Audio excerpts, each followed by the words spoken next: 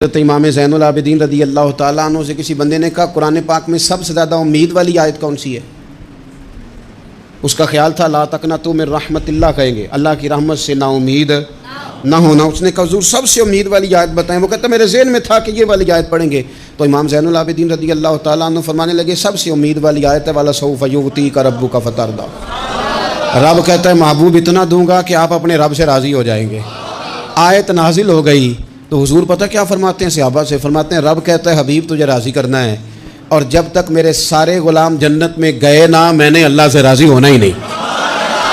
میں نہیں راضی ہوتا اللہ سے، سارے جائیں گے تو تب تو میں تو کہتا ہی رہوں گا نا قربان پچھانن والے آتا۔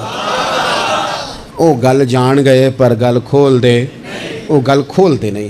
پتہ چل گیا بات کا، حضور کے بغیر گزارا، حضور کے بغیر کوئی چارہ ہی نہیں۔ اور خود حضور کیا فرماتے ہیں؟ یہ سنن ابن ماجہ ہے، میرے رسول پاک صلی اللہ تعالیٰ علیہ وسلم ارشاد فرماتے ہیں، حدیث کے راوی حضرت ابو موسیٰ اشعری رضی اللہ تعالیٰ عنہ، حضور فرماتے ہیں کہ اللہ نے مجھے اختیار دیا۔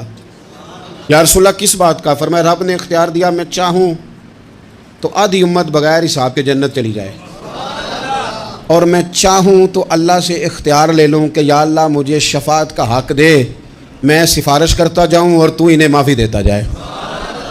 یہ مجھے اختیار دیا اللہ تعالیٰ نے۔ تو حضور کیا فرماتے ہیں؟ فرماتے ہیں وہ آدھی امت والا سودا نہیں میں نے قبول کیا، میں نے نہ شفاعت لی ہے، کیونکہ یہ عام تر ہے اور یہ کفایت کرنے والی ہے، یہ عام بھی ہے اور کفایت کرنے والی بھی ہے۔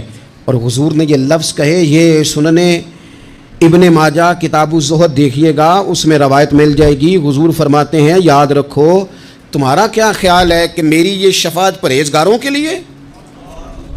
خود جملہ استفہامیہ سے بات کرتے ہیں، تمہارا کیا خیال ہے کہ میری یہ شفاعت جو قیامت میں میں سفارش کروں گا تو پرہیزگاروں کی کروں گا؟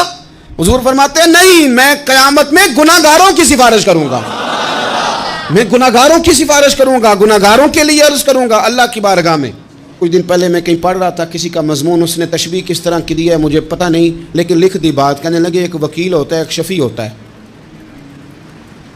ایک وکیل ہوتا ہے ایک، حضور وکیل نہیں ہمارے، حضور ہمارے شفیع ہیں، شفاعت کرنے والے ہیں۔